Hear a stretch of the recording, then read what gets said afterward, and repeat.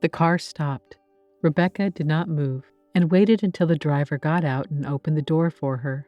The driver hurriedly walked around the car and gave the young woman his hand. Rebecca did not even thank him. She was deeply convinced that the servants were not worthy of respect. Rebecca was only 18 years old, but she was used to acting like a queen. Her father, Gregory, was a very rich man and owned an entire network of restaurants.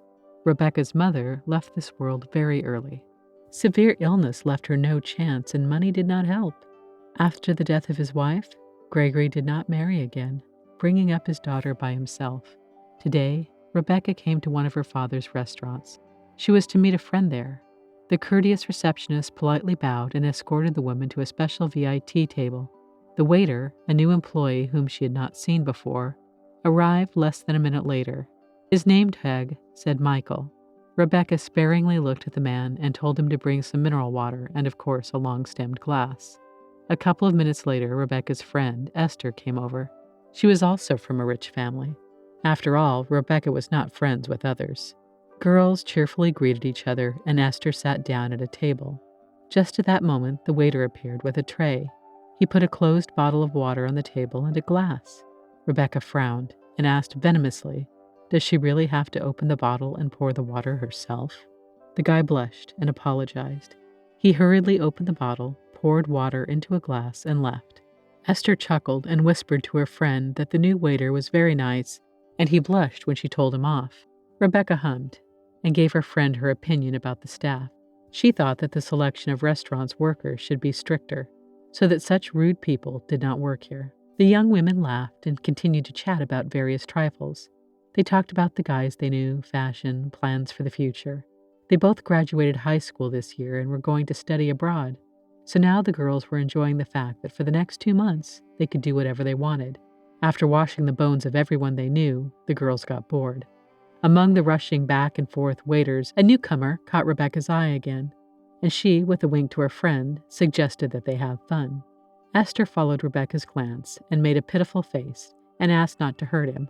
But Rebecca raised an eyebrow in bewilderment and replied that there was no need to feel sorry for such people, and that she did not intend to offend anyone. She only wanted to make a joke. Rebecca made a sign to the waiter and demanded more water. 2 minutes later, there was water on the table. This time, the bottle was open, and the waiter immediately poured the glass. And then Rebecca called the man a fool and yelled that she had not asked to open it. A bewildered Michael tried to timidly object that she had scolded him last time for not opening the water. "It doesn't matter what happened last time," shouted Rebecca.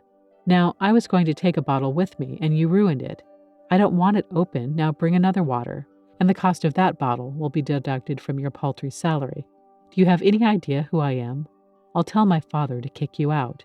I'm sick and tired of people's stupidity. That's it, get out of here." The man staggered back, then walked away quickly. The restaurant manager saw the whole scene, but he chose not to interfere. Esther frowned and only remarked that she thought Rebecca had overreacted. The man had done nothing wrong, and now he was going to get in trouble. Rebecca assured Esther that nothing bad was going to happen to him, and she wasn't going to complain to her father. She was just scaring him. The women laughed a little, remembering the poor guy's frightened face, and then went to the mall for some shopping. An hour later, Rebecca's father called, but the girl said she was a little busy right now, and then he just asked his daughter to come over early, notifying her that he would have a serious conversation with her. Rebecca lightheartedly disconnected the phone and continued to have fun with her friend. When she returned home in the evening, she went straight to her father's office. "Daddy, hi, I'm a little late, sorry. Do you know who Esther and I met today? The daughter of Mom's friend, Veronica. She still had those nasty redheads. Well, she was in the Maldives, and she just got back a couple of days ago. I was thinking maybe you could buy me a trip so I could get some rest before I go to university. Esther's going to ask her father, too, and we could go together. What do you think, Daddy?" Rebecca hugged her father, and then she sat down on the edge of his desk, waiting for an answer. Gregory looked sternly at his daughter and asked her to sit on the chair. The man was silent for a while, looking at his daughter. How arrogant and capricious she had become. He was always busy and didn't have enough time to bring her up properly. He tried to protect his daughter from everything bad in this world, but it turns out he only made things worse. "I got a call from the restaurant," he said. "Why did you make that disgusting scene with the waiter?" "Oh, come on." Rebecca rolled her eyes. I just put the negligent employee in his place, taught him respect for the customer. Nothing bad happened, but it was fun. You should have seen his face, Daddy. He was so scared. Gregory slammed his fist so hard on the table that Rebecca cried out in fright and huddled in her chair. I'm ashamed that you're my daughter, the man yelled. When did you become like this? Yes, it's my fault I didn't give you as much time as I should have, but I didn't teach you to treat people that way. You know, I was born into an ordinary family myself. Rebecca pressed her lip in offense and said, I'm sorry, Daddy, I won't do it again. But there was no regret in her voice. Gregory shook his head and sighed. No, my dear, you won't learn anything that way. But you must learn that you can't treat people like this, that the whole world doesn't revolve around you. I'm going to block all your cards right now, and I'm not going to give you any cash either. From tomorrow, you're on your own. You can eat at home, but you can't come to my restaurants. Let's see what you're like without my money. If you want things to go back to the way they were, then prove that you can be called human. Rebecca almost choked with indignation, but she didn't argue. She threw up her head proudly and went silently to her room. Gregory only shook his head in perplexity. The next morning, Rebecca went to meet her friend. She called a cab because her father forbade her to use his car, but she still had some pocket money, and the girl hoped it would be enough for a few days. The friends went to a small coffee shop for coffee. When Rebecca paid for her order, she suddenly realized for the first time in her life that coffee was too expensive. Before, the young woman hadn't paid attention to how much she spent, but now the money in her purse was running out too quickly. In the afternoon, she and Esther were having lunch at a small restaurant, and Rebecca asked her friend to pay for her. When Rebecca returned home in the evening, she counted the cash and realized that soon she would not even be able to drink coffee. She spent the whole next day at home, doing nothing. She wanted to meet Esther, but she had no money to go shopping in restaurants all day, and constantly borrowing from her friends seemed humiliating. After another day of forced confinement, Rebecca simply went outside and walked. She hung around until she reached the park. After a short walk, she sat down on a bench and watched the people who were scurrying around her. Of course, they were the most ordinary people who had to get up early in the mornings and go to work, where they had to do something during the shift and only then go home. All these men and women Rebecca had always considered very unhappy, and now, looking at their faces, she realized with surprise that there was no sorrowful expression on them. Why do so many smile so cheerfully? She asked herself mentally. I was always smiling, just the same, until my father took the money away from me. But I had a reason to be happy. What good do these people have? Suddenly, a girl her age sat down next to Rebecca and sighed, as if she was very tired. Rebecca carefully looked at the accidental neighbor. Once the girl noticed that she aroused interest, she cautiously asked, Is my mascara smeared? Rebecca shook her head in surprise, and the girl continued, You just looked at me like something is wrong with me. Rebecca unexpectedly to herself said frankly, My father thinks there's something wrong with me. With you? Her neighbor raised her eyebrows in surprise. I think you look fine, and seem to be perfectly sane. Look, if you don't have anything better to do, why don't you help me then? Will you pay me? Said Rebecca. The girl laughed. You're weird. Do you pay for help? You get thanks for it, but if you need money, I know a place where you can earn it. My name's Molly, and today she had been posting ads all day for a nursing home. Her mother worked there. The nursing home needed people to feed the elderly, clothe them, take them for walks, and read them books. Rebecca decided to try her hand at it. I guess it's not hard to take care of old people, she thought. At the interview with Molly's mother, Rebecca was told the working day started at 7 a.m. and the salary was paid once a month. This was okay for Rebecca.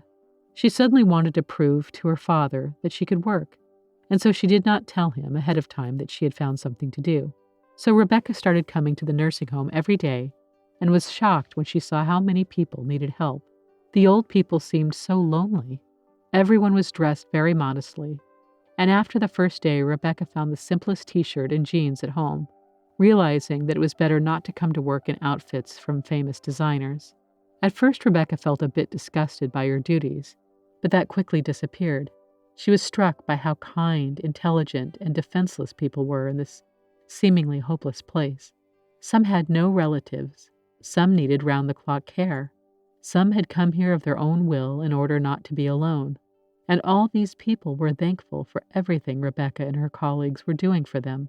Thank you, darling, she heard constantly. Thank you, sweetheart. What would we do without you? Rebecca felt needed and important for them. She suddenly found herself feeling incredibly satisfied that she was doing good, and people appreciated it. The month flew by unnoticed. Her father didn't ask where his daughter was every day, but he looked at her curiously. He expected her to start asking for money, but time passed and Rebecca did not come with requests. Finally, the young woman got her first paycheck. She almost cried because it was the first money she had ever earned on her own. And before, it seemed to Rebecca that she and the job simply were not compatible. At home, the first thing Rebecca did was go to her father's office. Gregory was sitting at his desk looking through some papers. Rebecca said hello and then put a white envelope in front of him. Gregory looked at his daughter over his glasses and asked what it was. Rebecca, looking at her father straight in the eye, said that it was her first salary for working in the nursing home.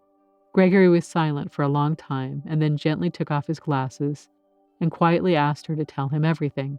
Rebecca told with great enthusiasm about how she felt when everyone thanked her, how she was seen as kind and caring, and that in the beginning she had wanted to prove to her father that she wasn't nothing, but in the end she had managed to look at life from a different angle.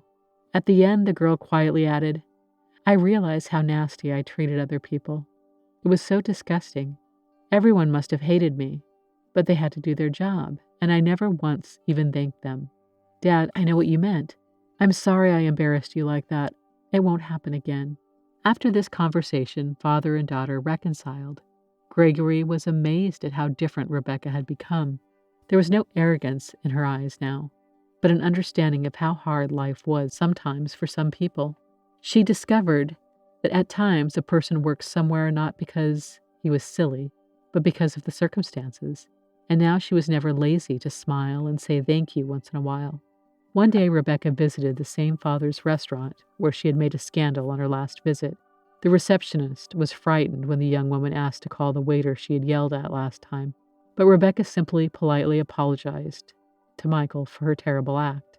The man was stunned by such a stark contrast between the old Rebecca and the one who was now standing in front of him and smiling. He smiled back at her uncertainly and then brought a menu. Soon Esther appeared, and the girls began to talk merrily as before. Only now Rebecca did not insult anyone. She knew that she would never behave improperly again.